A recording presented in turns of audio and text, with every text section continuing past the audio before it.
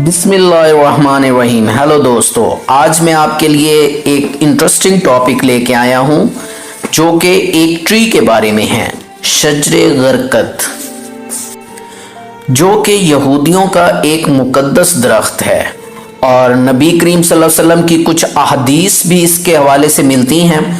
तो आइए इस इंटरेस्टिंग टॉपिक को डिस्कस करते हैं, यकीनन आपको अच्छा लगेगा।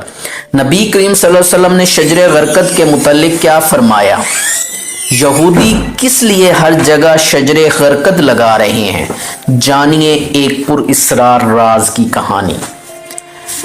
शजरे गरकत लाइसियम कई नाम हैं जिनमें शजरे यहूद, गुंगा दरख्त या यहूद का पासबान दरख्त आम है। गरकत एक जंगली दरख्त का नाम है जो खारदार झाड़ी की सूरत में होता है। मदीना का कब्रिस्तान जन्नतुल बकी का असल नाम बकीउल गरकत है, इसलिए कि इस जगह ये कब्रिस्तान है। पहले वो गरकत की झाड़ियों का खित्ता था जो मदीने के अतराफ सहराओं में पाया जाता था और इसका यूनानी नाम लाइसियम है। लाइसियम की तकरीबन 70 अक़साम हैं, जिनमें एक किस्म मुतहदा अरब अमारात में कसरत से पाई जाती है। यही किस्म मदीना मुनव्वरा में भी पाई जाती थी, ताहम पहले अल्लाह के रसूल सल्लल्लाहु अलैहि वसल्लम ने इसे ख़त्म करवाया था। फिर बाद में सऊदी हुकूमत ने इसका सफाया करवाया। ये दरख्त 4-5 या ज़्यादा से ज़्यादा 6 फुट ऊंचा होता है। इसे अरबी ज़बान में अस्विज कहा जाता है। अबू हुरैरा रज़ी अल्लाह ताला अन्हु से रिवायत है कि रसूल सल्लल्लाहु अलैहि वसल्लम ने फरमाया, क़यामत कायम ना होगी यहाँ तक कि मुसलमान यहूदियों से जंग करेंगे और मुसलमान इन्हें कत्ल कर दें, कि यहाँ तक कि यहूदी पत्थर या दरख्त के पीछे छुपेंगे तो पत्थर या दरख्त कहेगा, अय मुसलमान, अय अब्दुल्ला, ये यहूदी मेरे पीछे है, आओ और इसे कत्ल कर दो। सिवाय दरख्त गरकत के, क्योंकि वो यहूद के दरख्तों में से है। इसका एक सबूत ये है कि उन्होंने इस हदीस मुबारका का भरपूर फायदा उठाकर क़यामत से पहले और मुसलमानों से जंग के दौरान इस दरख्त को अपनी ढाल के तौर पर जाए पनाह बनाने का मंसूबा बना रखा है। इस गर्ज से जहां इसराइल में गरकत नामी इस दरख्त की काश्त के लिए आवाम से फंड्स लिए जाते हैं, वहां इसको कपड़ों पर भी मुनक्किश किया जाता है। जबकि इसराइल के बाद भारत और अफगानिस्तान ऐसे 2 मुल्क हैं जो गरकत की बेपनाह पर यकीन रखते हैं, इसकी काश्त करवाते हैं। शजरे गरकत को दज्जाल का साथी भी कहा जाता है। एक रिपोर्ट में इंकशाफ किया गया था कि यहूदियों ने गोलान की पहाड़ियों को फतह करने के बाद वहां गरकत की काश्त कर दी, जबकि अफगानिस्तान में भी अपने कदम जमाने के बाद वहां खामोशी से गरकत काश्त किए जा रहे हैं। इसराइल ने भारत को भी अपने मुल्क की तमाम बंजर अराजी पर गरकत की काश्त करने के लिए कसीर रकूम दी हैं। वाज़े रहे कि यहूदी कौम अपने मजहब से ज़्यादा इस्लाम की सच्चाई पर यकीन रखती है। इनके स्कॉलर्स और मुहक्किक कुरान और अहदीस का मुताला करके अपनी तरक्की की राहें खोलते हैं और मुसलमानों की कमज़ोरियों पर गिरफ्त करते आ रहे हैं। यही वजह है कि यहूदियों ने हदीस मुबारका पढ़ने के बाद गरकत को अपना पासबान शजर करार दे रखा है और इसकी काश्त को अपने लिए नेमत समझते हैं। यहूदी जानते हैं कि आक़ाए दो जहां हज़रत मोहम्मद सल्लल्लाहु अलैहि वसल्लम की ज़बान मुबारका से निकले हुए हर लफ्ज़ सच्चा है और हर कीमत पर पूरा होने वाला है।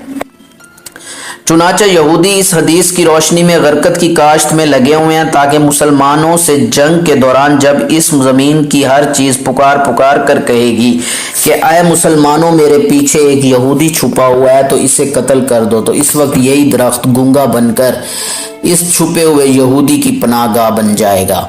यहूदी जानते हैं ऐसा ही होगा। इसराइली हुकूमत पिछले 40 सालों से गरकत की शजरकारी में मसरूफ़ है। एक अंदाजे के मुताबिक इसराइल में 2010 तक 24 करोड़ गरकत के दरख्त लगाए जा चुके हैं और इसराइल में चलने वाली ट्रेनों के अतराफ तकरीबन 30 से 40 किलोमीटर तक लाइन पटरी की दाएं और बाएं जानिब सिर्फ गरकत ही लगे हुए हैं, ताकि जब फ़लस्तीन की जानिब से कोई रॉकेट या हम बम दागा जाए तो वो इससे बच सकें।